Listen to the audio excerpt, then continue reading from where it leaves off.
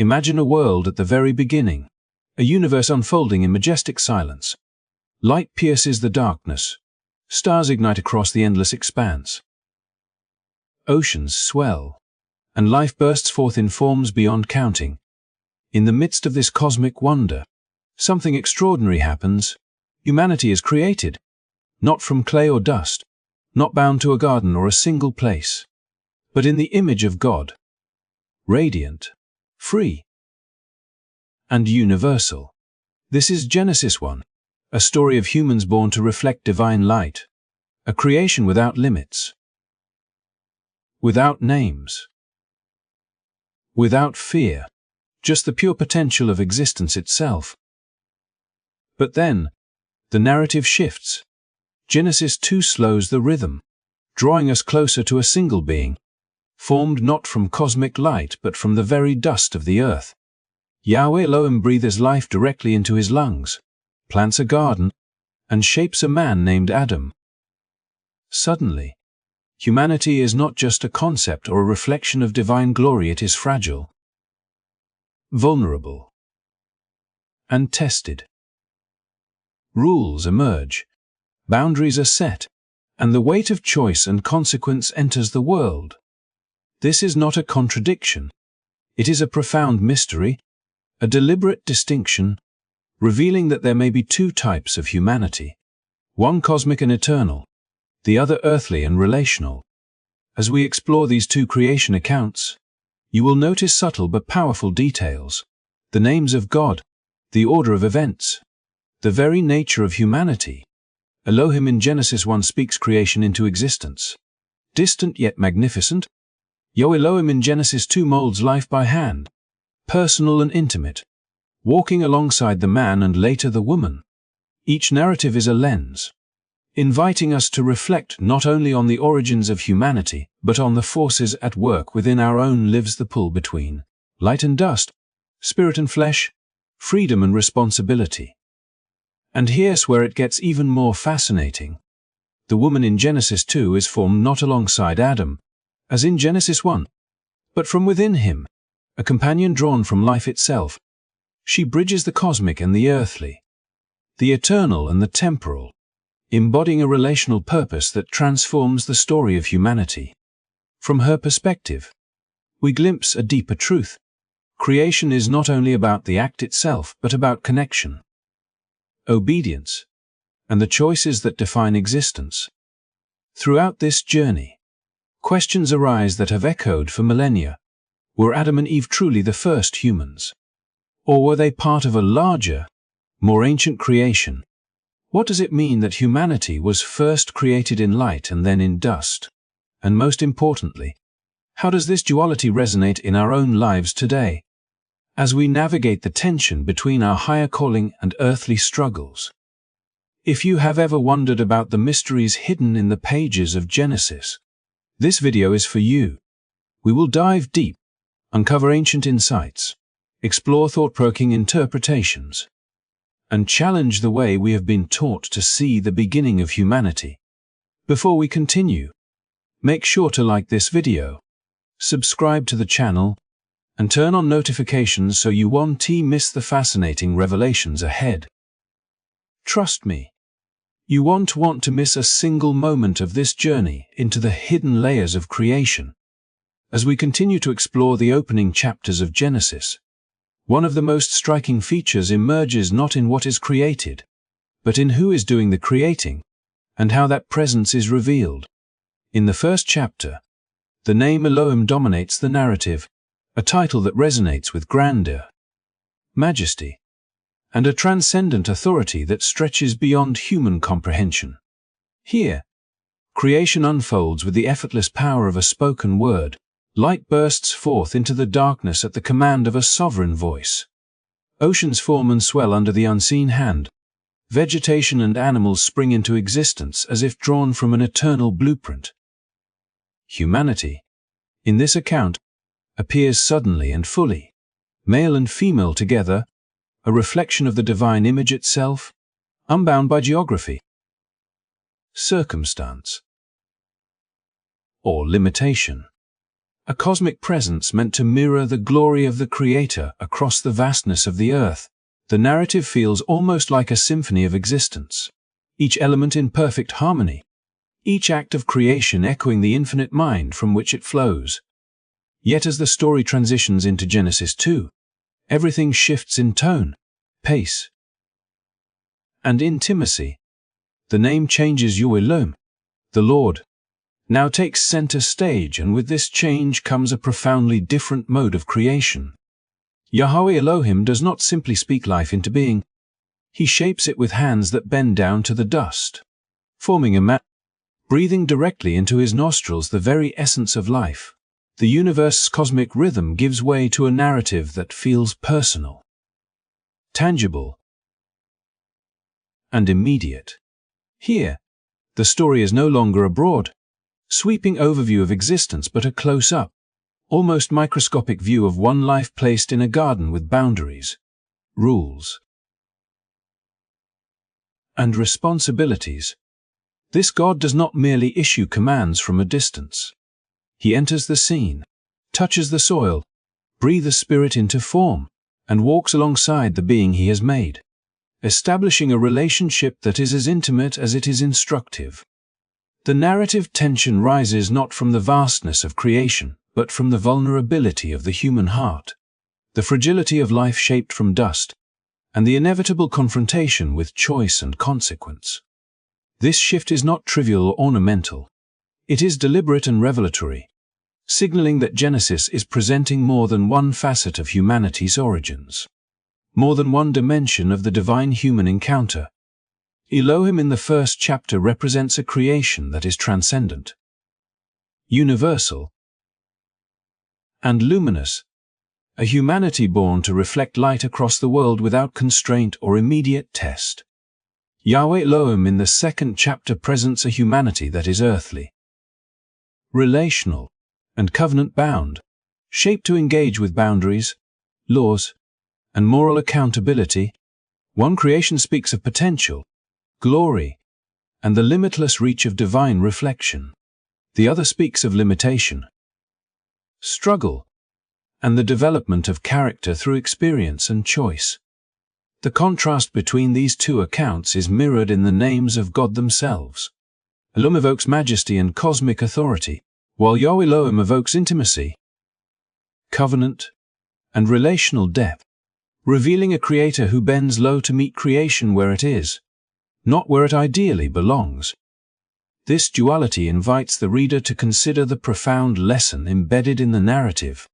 Creation is not a monolith, and humanity is not a singular expression. In the light of Elohim, humans carry the echo of divinity, the reflection of glory, and the potential for unbounded expansion into the world. In the hands of Yahweh Elohim, humans are molded with care, guided into the rhythms of obedience and responsibility, and positioned within a relational framework that demands awareness, choice, and consequence.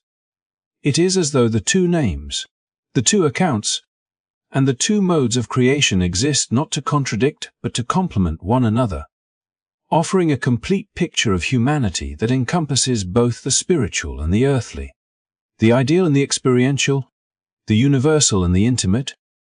The story deepens further when one observes how the narrative addresses the emergence of human relationships, particularly the creation of woman. In Genesis, male and female are created simultaneously, equal in purpose and essence, a harmonious duality reflecting divine completeness. In Genesis, however, the woman emerges from the man, formed from his side after he has been placed in the garden and observed in solitude. This act underscores relational intentionality. It is not simply a matter of biological necessity, but a profound illustration of connection, response, and complementarity. Here, the God who is Yahweh Elohim does not only shape bodies but orchestrates the conditions for relational depth, revealing that the divine concern extends beyond mere existence into the fabric of interpersonal life, empathy, and covenantal partnership. Even more striking is how the narrative allows humanity to experience the weight of freedom and choice. The dust-born man in Eden is subject to commands and consequences. He walks within boundaries, faces temptation, and confronts failure. This is a humanity that must learn, grow, and navigate the tension between desire and obedience, survival and purpose. In contrast, the humans of Genesis 1 act as cosmic representatives of divine glory, untested, unburdened, and free to fulfill their universal mandate. The juxtaposition of these two modes of being, the luminous and the earthly, sets the stage for the spiritual and existential struggles that echo throughout human history. The pull between higher aspiration and immediate need, between divine reflection and human limitation, between light and dust. Through this lens, the shift from Elohim to Yahweh Elohim is not merely a literary quirk or an artifact of tradition. It is a profound narrative signal. It tells us that the story of creation is multifaceted, that humanity is both a reflection of divine majesty and a participant in a relational, covenantal journey, and that the divine presence meets us both as the distant architect of cosmic order and as the personal guide who bends low to walk among us. In this interplay of majesty and intimacy, of cosmic light and earthly dust, Genesis invites readers to see themselves as part of a larger, more intricate design, where every human life carries echoes of both glory and vulnerability, and where the divine call extends into both our potential and our responsibility. As the story of Genesis unfolds, the contrast between the two creation accounts becomes increasingly vivid, not merely in the actions of God, but in the very nature of humanity that emerges from each narrative. In the first chapter, the humans are depicted as spiritual beings, luminous and universal, cast in the image of Elohim, bearing the reflection of divine majesty across the expanse of creation. They are not tethered to a single place, not bound by the soil or by immediate laws. They exist as embodiments of potential, designed to fill the earth with life, creativity, and a resonance of the divine. Their existence carries the weight and freedom of cosmic purpose, their essence intertwined with the light of God's glory, and their presence is a testament to the infinite possibilities encoded into the first act of creation. These humans are, in a sense, archetypal representatives of what it means to exist as a reflection of divine intention. Untethered, untested, and fully capable of expressing the fullness of spiritual essence. Then the narrative shifts, and with it, a new aspect of humanity is revealed. Genesis 2 presents a world more intimate, more immediate, and profoundly grounded in earth and experience. Here, the humans are formed not from light or concept, but from dust, shaped by the hands of Yahweh Elohim, who bends down into the very fabric of the earth to craft a living being. This Adam is fragile, tethered to a specific garden, subject to command, and capable of failure. His life is defined not only by breath and movement, but by the covenantal structures into which he is placed, the rules that govern his choices, and the relational dynamics that bring the woman forth from his side. Humanity in this account is not universal and cosmic, but bounded, earthly, and morally accountable. The duality between these two accounts is striking. One, humanity shines with spiritual light and freedom. The other wrestles with limitation and obedience. A reflection of the divine intention contrasted with the reality of human imperfection. This distinction is not simply literary or symbolic. It is foundational. In the first creation, humanity exists as a mirror of God's glory, whole and untested, echoing a perfect image that is both aspirational and eternal. The humans are male and female together, equal, unfragmented, a harmonious reflection of divine balance. Without fear, without struggle, and without the burden of mortality, they are intended to project the vastness of God's creativity and the radiance of divine essence across the world, carrying a universal mandate to cultivate, multiply, and fill the earth. Their existence is luminous because it is undiluted, unconstrained by the limitations that the physical world imposes, and untouched by the trials that shape character and resilience.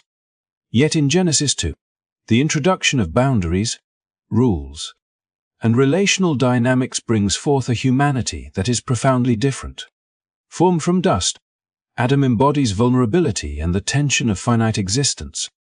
The garden is specific, the commands are clear, and the potential for disobedience introduces the weight of moral responsibility.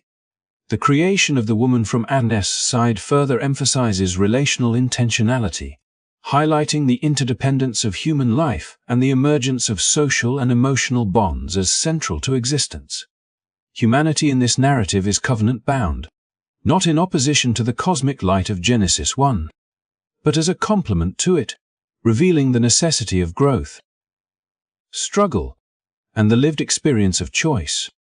The contrast is thus not only between spiritual and earthly, luminous and fragile, but also between universal potential and relational reality, between ideal reflection and tangible embodiment. The duality of these human experiences invites reflection on the nature of human identity itself. Within each individual, echoes of both creations can be discerned. The spiritual, luminous aspect that longs to reach beyond earthly limitation, to reflect divine image in thought, creativity, and purpose, and the earthly, fragile aspect that navigates boundaries, relationships, and the moral weight of everyday life. This tension, present from the earliest chapters of Scripture, continues to define human existence across generations, cultures, and personal experience.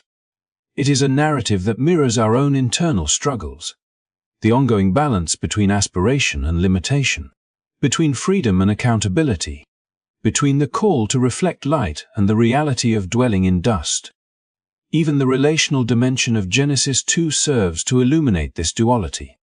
The sequential creation of woman, drawn from life rather than soil, signals the importance of response, connection, and partnership. She embodies the possibility of bridging the cosmic and the earthly, the luminous and the bounded, offering a relational anchor through which the potential of the first creation might find expression in the limitations of the second. Her presence underscores the idea that humanity is not defined solely by individual origin or essence, but by the interplay of relationship, responsibility, and moral engagement. The first humans in light carry the potential for universal influence, while the humans in dust carry the weight of learning, ethical choice, and the lived consequences of their actions. Together, these dualities offer a more complete vision of what it means to be human. Ultimately, the juxtaposition of Genesis 1 and Genesis 2 presents a profound theological and philosophical reflection. Humans are designed both to embody divine intention and to navigate the realities of limitation, both to reflect glory and to engage with consequence, both to shine with light and to wrestle with fragility. This duality is not contradictory but complementary, offering a layered understanding of existence that encompasses potential, responsibility, relational depth, and the tension between ideal and reality. In recognizing this interplay, one gains insight not only into the origins of humanity, but also into the ongoing spiritual and existential dynamics that define human life, highlighting the ways in which divine intention meets human limitation, and how both dimensions coexist within every person, shaping the journey of growth, reflection, and ultimate fulfillment. As we continue to examine the opening chapters of Genesis, one of the most compelling aspects of the narrative lies in the way it portrays the creation of male and female, revealing not only the nature of humanity, but also the depth of relational purpose embedded in the divine design. In Genesis, the account is striking in its simplicity and symmetry. Male and female are created together, simultaneous and equal, in the image of Elohim, There is no hierarchy implied, no precedence granted, no sequential unfolding. Both are present as full expressions of the divine intention, reflecting the balance, harmony, and completeness of the cosmos itself. Humanity emerges as a unit, coexistent and cooperative, a mirror of the eternal wholeness of the Creator. This simultaneous creation conveys a universal truth about equality and shared purpose, suggesting that the relational dimension of humanity is intrinsic, not incidental. From the very moment of existence, the unity of male and female in this context is cosmic, reflecting not only balance but also the inherent potential for collaborative creativity, stewardship, and the projection of divine image across the earth. Yet when the narrative shifts into Genesis 2, the rhythm changes, and with it, the nature of relational formation becomes far more intimate and deliberate. Here, the man is formed first from dust, placed in a specific garden, and given the mandate to work, tend, and steward his environment. In his solitude, Yahweh Elohim observes the incompleteness of his experience, noting that it is not good for the man to be alone. This observation sets the stage for the creation of the woman, not alongside him, but from within him, drawn from his side after a careful and purposeful observation of his solitude. The act is sequential, relational, and deeply intentional, emphasizing response over simultaneity, complementarity over equality in formation, and intimacy over cosmic abstraction. The woman emerges not as an afterthought but as a necessary presence, designed to engage with the man in a dynamic of partnership, dialogue, and shared purpose. Her creation is relationally oriented, illustrating that human life, at its, is not solely about existence in isolation but about the interplay of lives, the give and take of relationship, and the emergence of understanding through connection. This distinction between the two accounts illuminates a profound truth about the divine vision for humanity. In the first chapter, the equality and simultaneity of male and female express a cosmic ideal, a representation of the divine image in its fullest sense, where relational potential is encoded in the very act of creation and exists prior to context, environment, or circumstance. In the second chapter, the sequential creation emphasizes the necessity of response, adaptation, and relational awareness, highlighting the depth of purpose embedded in human interaction. The woman is formed not merely as a counterpart, but as a being capable of engaging with the man's experience, complementing his strengths and compensating for his vulnerabilities, embodying the principle that human relationships are dynamic, responsive, and transformative. Her origin from the man's side, rather than from dust, signals a different essence, one derived from life rather than from soil, from connection rather than from mere material, from relational necessity rather than universal projection. The narrative further underscores that intimacy and relational purpose are not secondary concerns but central to human experience. By creating the woman in response to the man's solitude, Genesis 2 presents a God who is not only transcendent but also attentive, observing, and responsive to the needs of creation as it unfolds. The story demonstrates that human beings are not merely individual expressions of divine intent, but relational beings, whose wholeness is realized through interaction, companionship, and mutual engagement. The sequential creation emphasizes observation, discernment, and responsiveness, highlighting that relational purpose emerges through attention to the lived experience of others. This relational intentionality is a cornerstone of the narrative, suggesting that human life achieves its fullest potential not in isolation or abstraction, but through the bonds, responsibilities, and opportunities that arise in the context of community and partnership. Moreover, this intimate relational formation establishes the foundation for moral and spiritual development. The man and woman, created sequentially and intentionally, are placed within a garden that carries boundaries, commands, and the possibility of failure. The relational design is intertwined with ethical consequence, teaching that intimacy and partnership are inseparable from accountability, choice, and moral awareness.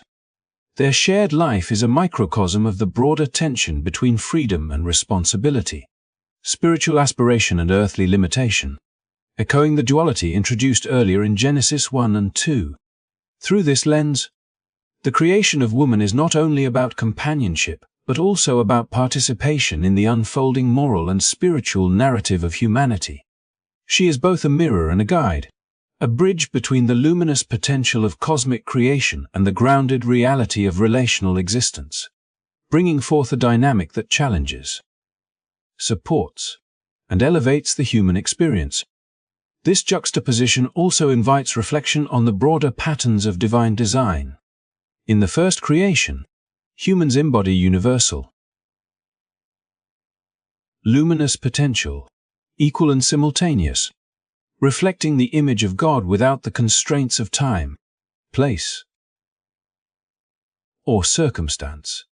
In the second creation, humans are relational, earthly, and covenant-bound, formed to engage with each other and with God in ways that demand observation, responsiveness,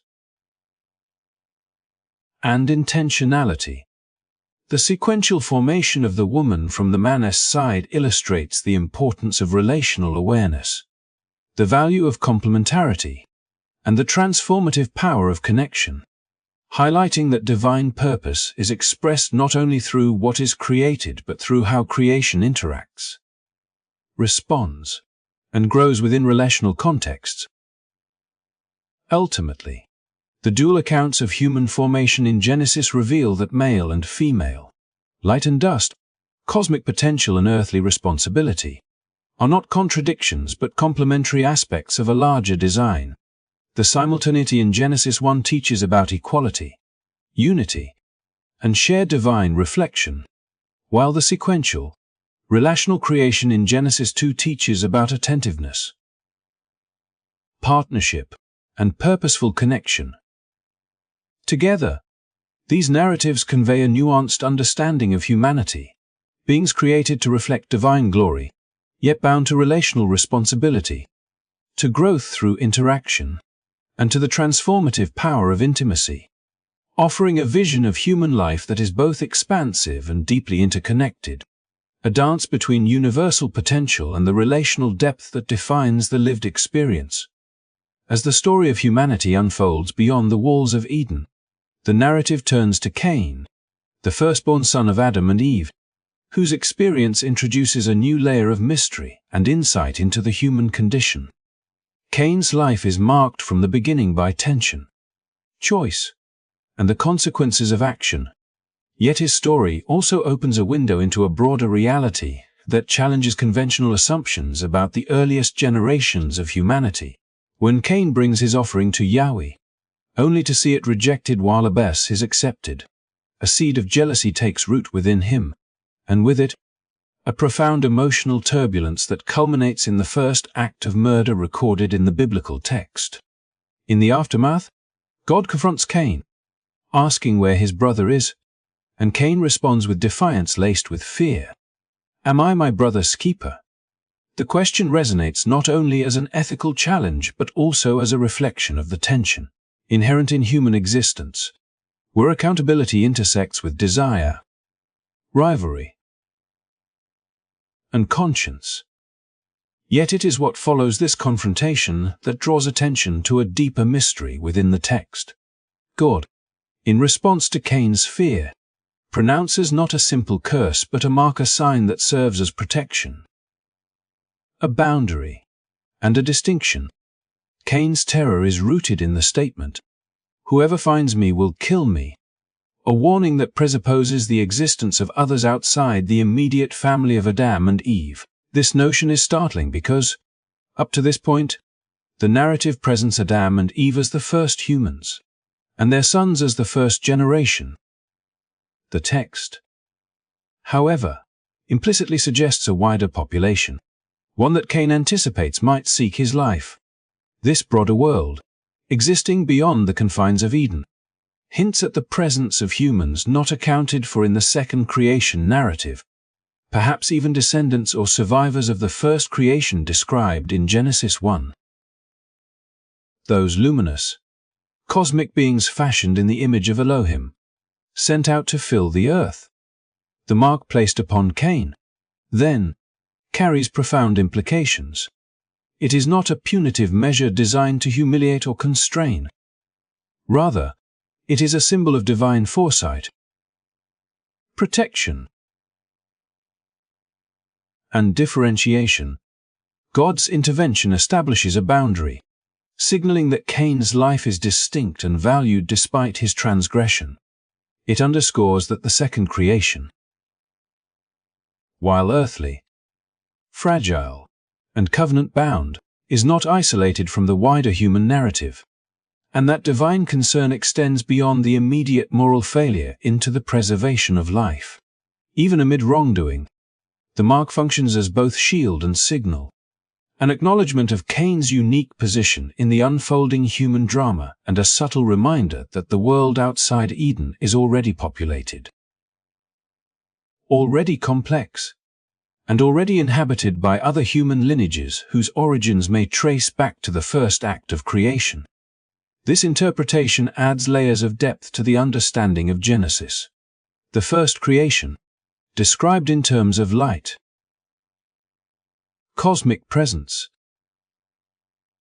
and universality, was intended to fill the earth, yet the narrative in the second creation begins in a confined garden, a microcosm with boundaries and rules.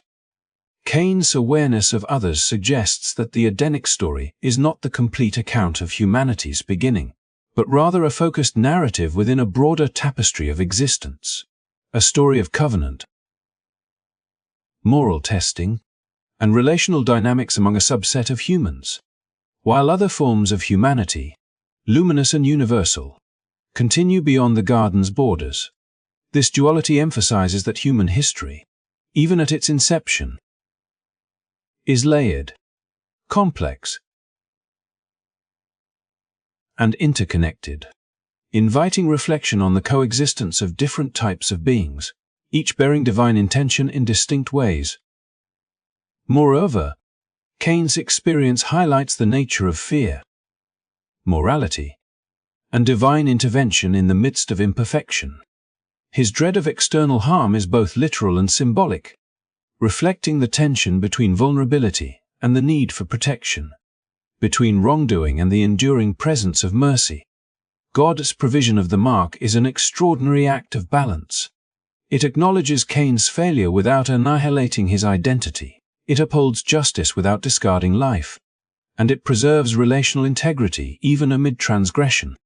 In this way, the story of Cain becomes not just a tale of jealousy and murder, but a meditation on the coexistence of human frailty, divine oversight, and the hidden structures of a world larger than Eden itself, a world that includes both those formed in the dust and those emanating from light. This broader perspective transforms the story of Cain from a simple moral anecdote into a window onto the duality of human creation, illustrating how the second creation interacts with the first and revealing the subtle ways divine intention accommodates multiple realities. The fear that drives Cain is not irrational. It is grounded in the reality of other beings, other lineages, and a world that existed before and beyond the confines of the garden. The mark, in turn, represents an act of relational and spiritual discernment, a measure of divine engagement that preserves life while respecting the complexity of human existence. It is both a literal and figurative boundary, signaling protection, differentiation, and the acknowledgement that human society, even at its earliest stages, is interconnected, layered, and subject to divine design that operates beyond immediate comprehension. In reflecting on Cain's story, one begins to perceive the subtle interplay between the two creations of Genesis. The humans of Genesis 1, radiant and universal, fill the broader world, existing alongside the humans of Genesis 2, who are bound to the garden, the covenant, and the relational dynamics of obedience and moral choice. Cain's fear and the mark upon him serve as a narrative bridge, connecting these two creations, highlighting the coexistence of distinct lineages, and revealing that divine intention accommodates both freedom and structure, cosmic potential and earthly limitation, universality and relational specificity. It is a story that underscores the depth of human experience, the complexity of moral consequence, and the enduring presence of divine guidance in a world that is at once populated, diverse, and filled with unseen realities. In this way, the story of Cain invites a broader understanding of Genesis, one in which humanity is not monolithic but layered, not uniform but varied, and in which divine providence operates with subtlety, protection, and distinction, ensuring that the tapestry of life, including both light-bearers and dust-form beings, continues to unfold according to a purpose far greater than any individual narrative. Cain's fear, the existence of others, and the mark given to him all point toward a vision of humanity that is simultaneously intimate, relational, and cosmically significant, revealing a depth to the Genesis account that has echoed through millennia and continues to resonate as a profound meditation on identity, lineage, and divine care. As we reach the conclusion of this journey through Genesis, it becomes clear that the narrative of two creations is far more than an ancient account of beginnings. It is a mirror reflecting the ongoing struggle that exists within every human soul, a struggle that has been present since the very first moments of our existence. The first creation, cosmic and radiant, presents humanity in the full glory of the divine image, a being born of light, unbounded and universal, carrying within them the potential to reflect God's majesty across the earth. The second creation, intimate and earthly, situates humanity in a specific garden, formed from dust, vulnerable, relational, and morally accountable. Together, these two creations illustrate a profound duality, the tension between the spiritual calling embedded in our design and the earthly desires that bind us, between light and dust, aspiration and limitation, freedom and responsibility. Throughout the story of Adam and Eve, Cain, Abel, and the unfolding generations, we see this duality enacted in tangible ways. The luminous potential of the first creation exists quietly, almost invisibly, as a background presence, while the dust-formed humans navigate the tangible realities of survival, morality, and relational complexity. This tension is not an accident, nor a flaw in divine design. It is the stage upon which human life is enacted, a dynamic interplay meant to refine, test, and ultimately awaken the deeper capacities of the soul.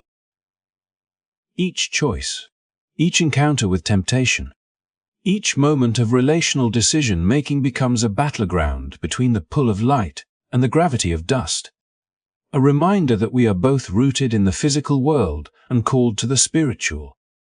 Into this tension steps Christ, the ultimate bridge between the two creations, the one who reconciles the earthly and the divine. In becoming flesh, the Word entered the world not to erase the dust or negate the earthly human experience, but to infuse it with light, to awaken the latent potential of the first creation within the context of the second. Through Christ, the fallen, dust-bound humanity is invited into restoration. The divine image once veiled by mortality and weakness begins to shine again, and the duality of human existence, light and dust, finds its harmonious expression. This reconciliation is not theoretical. It is lived and enacted in the stories of transformation, redemption, and the moral and spiritual victories that each human is capable of experiencing. Christ exemplifies what it means to live fully as both dust and light, fully human yet fully aligned with divine intention, showing that the two creations were never meant to be at odds, but were designed to converge, to interact, and ultimately to be unified. This convergence offers profound insight into the human journey. We are called to recognize the light that remains within us, the echo of the cosmic creation that transcends time, and to nurture it even as we navigate the dust of our daily realities. Each act of courage, compassion, creativity, and moral discernment becomes an expression of the first creation, radiating light in a world often weighed down by the limitations of the second. At the same time, acknowledging our earthly nature, our vulnerabilities, our susceptibility to temptation, and our need for relational and divine guidance keeps us grounded, connected to the reality of life as it is lived, not as it is imagined. The dance between light and dust, cosmic potential and earthly limitation, is the very essence of the human experience, and understanding this duality allows us to navigate life with awareness, purpose, and hope. Furthermore, the story of two creations is not merely historical or theological. It is deeply personal. Each of us embodies elements of both creations. There is the part of us that remembers light, that seeks purpose, justice, and transcendence. The part that is drawn toward God and the higher calling of our existence. There is also the part of us shaped by dust, by desire, by fear, by the limitations and constraints of living in a complex world. Recognizing these aspects within ourselves is the first step toward integration and transformation. To live fully is to allow the light to guide and inform the dust, to bring divine perspective into earthly action, and to participate in the ongoing work of restoration and renewal that God has woven into creation from the very beginning. The dual creations remind us that life is not about perfection or the elimination of struggle. It is about engagement, awareness, and transformation. The luminous image of Genesis 1 is never lost, even in our failures, and the dust-formed reality of Genesis 2 is never beyond redemption. Together, they offer a framework for understanding the tension, the trials, and the triumphs of human existence. Each choice we make, each moment of moral courage, each act of love or selflessness, becomes a bridge between the dust and the light, a reflection of the harmony intended by the Creator, and a participation in the story of restoration that spans all of human history. So as we step back from the narrative of Adam and Eve, of Cain and Abel, and the mysterious beings that may have existed alongside them, we see a world alive with tension, beauty, and possibility. We are both dust and light, earthly and divine, fragile and luminous. The story of two creations is not a tale of contradiction, but a map for living, a guide for understanding who we are, how we are formed, and what we are capable of becoming. Through awareness, choice, and the bridge offered by Christ, we can awaken the potential of the first creation within the reality of the second, living lives that honor both our humanity and our divine calling. If this exploration stirred something in you, if it sparked a sense of wonder, curiosity, or spiritual longing, I encourage you to take it further. Reflect on the light within you, recognize the dust you inhabit, and consider the ways your life can reflect both realities in harmony. If this message resonated, please like and subscribe to the channel to continue exploring these deep mysteries and insights. And share your thoughts and reflections in the comments below. Together, we can journey toward understanding, restoration, and the awakening of the divine image that has always been within us, waiting to shine.